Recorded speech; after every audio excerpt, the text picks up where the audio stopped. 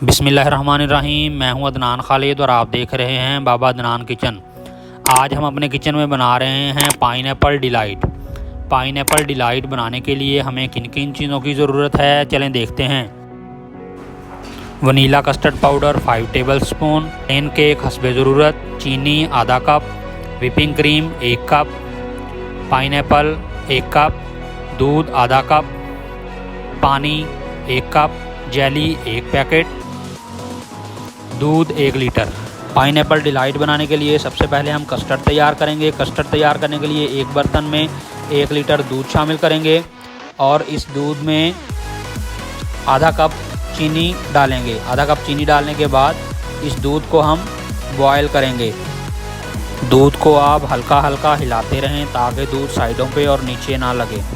اب ہم 5 table spoon vanilla custard میں ½ کپ دودھ شامل کریں گے۔ ½ کپ دودھ شامل کرنے کے بعد اس کسٹرڈ کو اچھی طرح ہلائیں گے تاکہ یہ اچھی طرح مکس ہو جائے۔ اس کے بعد کسٹرڈ کو آہستہ آہستہ ابلتے ہوئے دودھ میں شامل کریں گے اور ساتھ ساتھ دودھ کو اچھی طرح مکس کرتے رہیں گے تاکہ اس میں گٹھلیاں نہ بنیں۔ کسٹرڈ کو دودھ میں اچھی طرح مکس کرنے کے بعد اسے 2 سے 3 منٹ کے لیے مزید پکائیں گے۔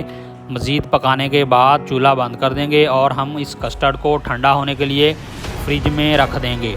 کسٹرڈ تیار کرنے کے بعد اب ہم جیلی تیار کریں گے۔ جیلی تیار کرنے کے لیے سب سے پہلے ایک برتن میں 1 کپ گرم پانی شامل کریں گے۔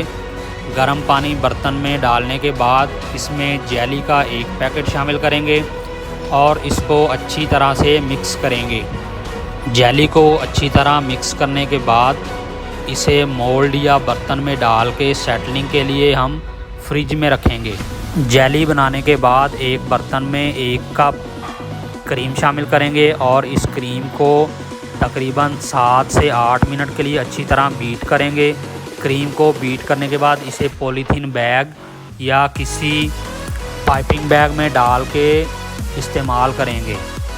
کسٹرڈ اور جیلی تیار کرنے کے بعد اب ہم ڈیزرٹ کی اسمبلنگ کریں گے۔ اس کے لیے سب سے پہلے ایک گلاس میں آپ تھوڑا سا کسٹرڈ ڈالیں، 1 لیئر کسٹرڈ کی ڈالیں حسب ضرورت۔ اگر آپ کم یا زیادہ ڈالنا چاہتے ہیں تو اپنی مرضی سے ڈال سکتے ہیں۔ اس کے بعد اس کے اوپر 1 لیئر ہم بچھائیں گے پلین کیک کی۔ پلین کیک کم یا زیادہ وہ بھی آپ اپنی مرضی سے ڈال سکتے ہیں۔ اس کے بعد اب ہم اس کے اوپر جیلی کی 1 لیئر ڈالیں گے۔